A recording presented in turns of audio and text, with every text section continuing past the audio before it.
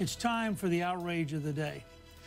I'm outraged by the degree to which we as a country have not focused on what happened over the weekend in Chicago. At least 82 people were shot. 82. 14 of them died. It's really troubling that the country is numb and so indifferent. In 2010, around 80,000 people tried to buy guns even though they were convicted felons or had mental problems. Of those 80,000 found by the system, only 44 were prosecuted by the federal government. You know, in any society, it's either dangerous to be a criminal or dangerous to be innocent. Tragically, in Chicago, it's dangerous to be innocent because we tolerate criminals having guns. You know, Newt, when you said that this was going to be your outrage of the day, and I think it's a great outrage, I'm outraged by it too. I, looked on the internet to see what I could find, and I found this report from the City of Chicago Police Department from a month ago that says they do have a gun problem, but their gun problem is as a result of illegal guns coming across state lines or from the outside county into the City of Chicago because there are lax laws.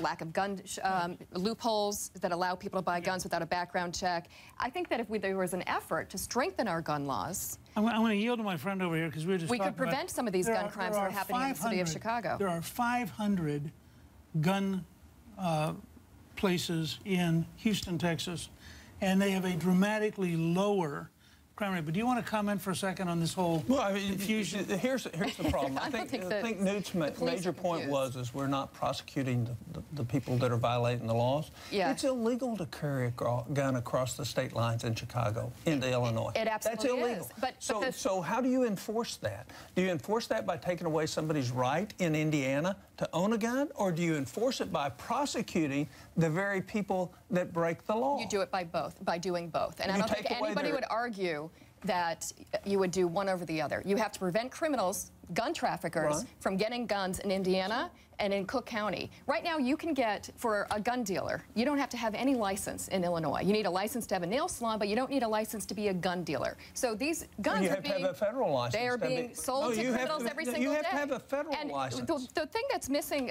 the stat that Newt is mentioning, 80,000 people, 80,000 criminals tried to buy guns. How many of them actually bought guns? They didn't, because the national background check actually stopped them from doing that. So if we want to stop additional criminals, not citizens who have a right to own a gun, we're talking about criminals, we have to expand the background checks. No one has tried to take guns away from people who are lawfully entitled to own guns. The Supreme Court has made that pretty clear. Those rights are pretty clear. I think we all agree that we want to enforce our laws, but as has been pointed out, our current laws have worked to stop a lot of people who shouldn't and are not entitled to own guns to own guns. But we could strengthen those laws by dealing with loopholes that just remember what the U.S. Attorney did in Richmond in 1996. He started using the federal gun laws.